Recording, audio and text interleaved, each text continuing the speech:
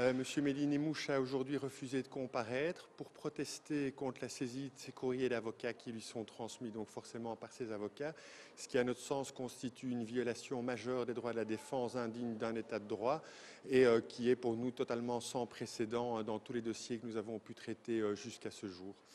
Voilà, donc ça c'est la première raison pour laquelle il a refusé de comparaître.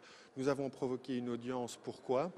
La dernière heure a diffusé des images, vous les avez vues, d'une personne non identifiée à ce jour qui est porteur d'un sac.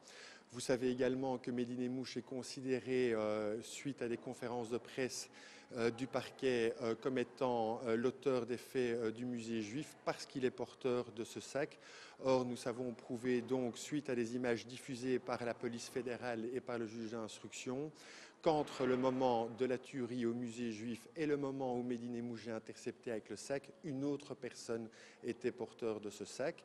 Ceci couplé au fait qu'il n'y a aucun indice scientifique de la présence de Mehdi-Nemmouche sur les lieux, pas d'ADN, pas d'empreintes, pas de traces de sang sur ses chaussures, qui est un devoir qui vient de rentrer, devrait pousser les gens à s'interroger sur la culpabilité qu'on nous a annoncée un peu vite de M. Mehdi-Nemmouche.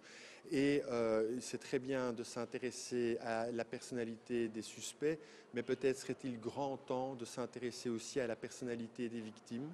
Et je dis bien toutes les victimes et pas seulement celles qui ont été liées au service secret israélien par un journaliste expert des questions de défense du journal israélien Haaretz.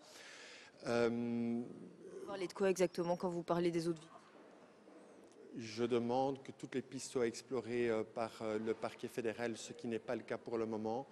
Nous avons provoqué cette audience parce que sur la photo de l'avis de recherche, vous constaterez qu'aujourd'hui encore, lorsque vous allez sur le site de la police fédérale, lorsqu'une affaire est élucidée, lorsqu'un auteur est identifié, il y a une mention identifiée qui figure sur la photo de la personne à rechercher. Ceci n'est pas le cas de l'auteur de la tuerie au musée juif.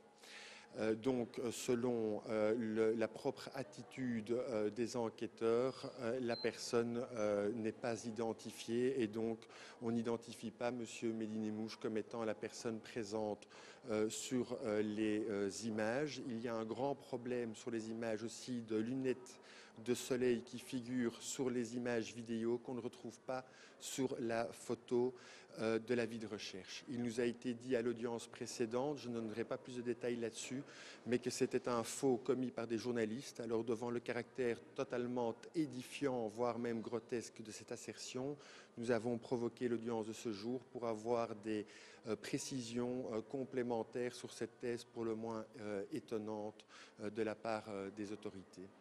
Voilà, et nous en appelons au parquet et aux autorités judiciaires pour cesser de saisir les courriers d'avocats.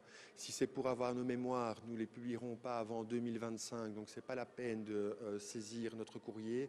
Et si c'est pour connaître notre ligne de défense, je pense que les autorités prennent des risques totalement inconsidérés sur la légalité et la recevabilité des poursuites futures à l'endroit de notre client. Voilà. Est-ce que Mehdi-Nemmouche a été confronté à la personne ou va être confronté à la personne qui a été arrêtée en France et qui devait être extradée ? Écoutez, étant donné la singulière façon dont les droits de la défense sont traités dans ce dossier, M. Mehdi-Nemmouche, plus que jamais, reste sur sa ligne initiale, c'est-à-dire qu'il refuse de coopérer à une procédure inéquitable.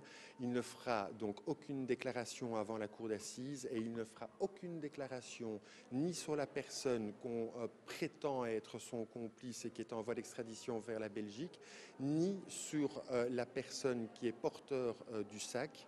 Qui est sur les photos diffusées et dont je tiens à signaler qu'il est pour le moins surprenant, pour ne pas dire plus, que les images de la personne figurant aux côtés de Mehdi-Nemmouche, que Mehdi-Nemmouche est flouté sur ces images. Il n'y a aucune raison de flouter Mehdi-Nemmouche. Son identité est connue, sa photo est connue. Si on a flouté ces images, c'est pourquoi ?